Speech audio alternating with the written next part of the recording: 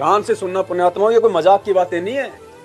और देखो, इसलिए सतलोक आश्रम मैनेजमेंट हरियाणा काल प्रेरित है, क्योंकि ये साधना टीवी पे ये इंटरव्यू चलाता है और लाखों लोग इसको देखते हैं। अब इस इंटरव्यू के आधार से मान लो कोई आत्मा जा रही है ऊपर, और अगर वो डाडी मूंछ वाले रूप में काल आ गया तो इसको तो यही ध्यान रहेगा कि हाँ मकर तार तो छूना भी नहीं है, और वो तो ऊपर जा ही नहीं पाएगा, वो तो काल के जाल में। तो देखो कितना बड़ा काल भगवान का जाल फैल रहा है। सुनिएगा ध्यान से। नमस्कार जी। सच्चा है।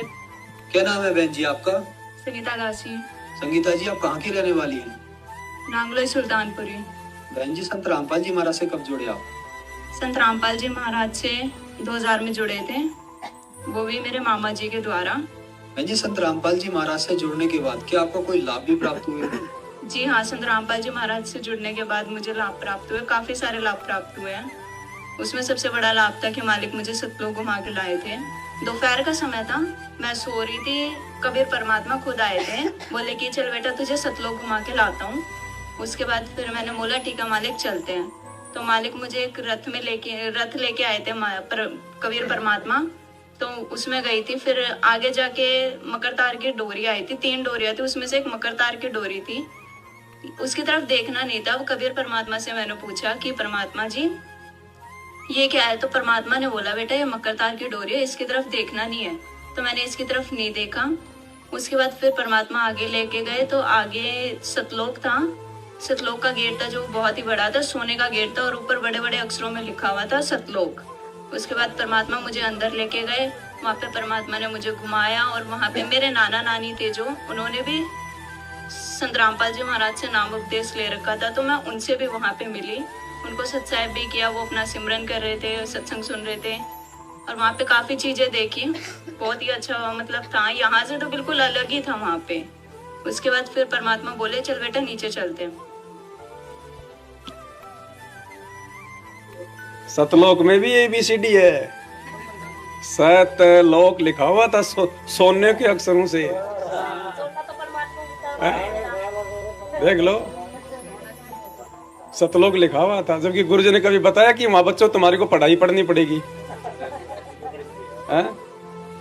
तो सुना आपने इंटरव्यू, कबीर परमात्मा आए, रथ में बैठा के ले गए, मकर तार की डोरी आई, बहन ने पूछा तो उन्होंने मना कर दिया कि इसकी तरफ देखना भी नहीं है। अब गुरुदेव क्या कह रहे हैं? पुण्यात्माओं बस ये विचार कर लेना, आप कहां पे ठगी करेगा ये काल, कैसे कैसे हमारे को ठगेगा। आप देखो आगे, और उसके बाद विचार करना कि इस बहन को जो डाडी मूछ वाले रूप में लेके गया था वो कौन था।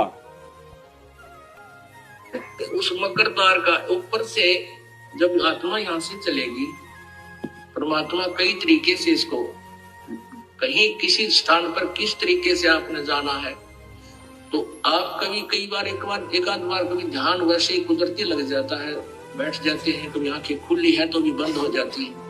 और कई बार ऐसा होगा कि एक मकड़ी के तार जैसा आपको लंबा स्ट्रेट, बहुत उसका कोई और छोर आप नहीं देख सकोगे, ऐसा तार सा नजर आएगा, उसको मकर तार कहते हैं। उसके साथ लगकर आत्मा जैसे मकड़ी उस तार को पकड़कर ऊपर चढ़ जाती है, ऐसे वो मकर तार का आपको दिखाई देगा जब चलेगी यहाँ से आत्मा संसार छोड़कर, तो एक मकर तार का मार्ग आपको मिलेगा, उसके साथ चलना, उसको छोड़ना नहीं, तो नहीं जाना, नहीं तो मार खा जाएगी। तो ऐसे वो कांगड़ा खेलते हैं, जब दोनों और दांव लगा देते हैं, तो खोल गया तो तू हार गया, हारगी, तो ऐसे अपने अपने जबरदस्ती से उसको पकड़ लेना है, उस मकर तार को।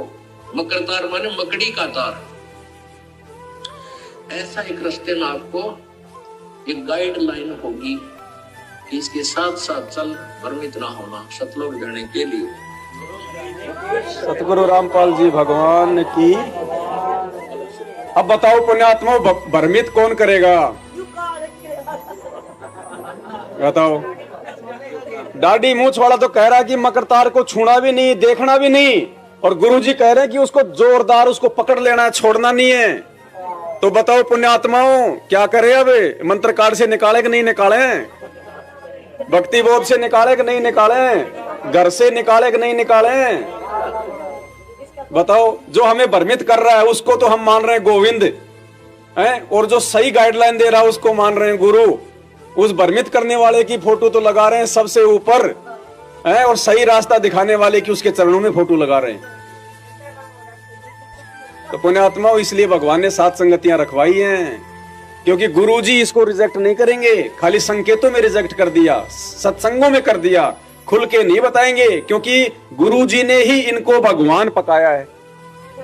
नहीं, कोई जानता भी नहीं था कि कबीर भगवान है, तो अब वो गुरुजी इनको रिजेक्ट नहीं करेगा, वो रिजेक्ट अपने बच्चों से करवाएगा जिनको सतलोक जाना होगा।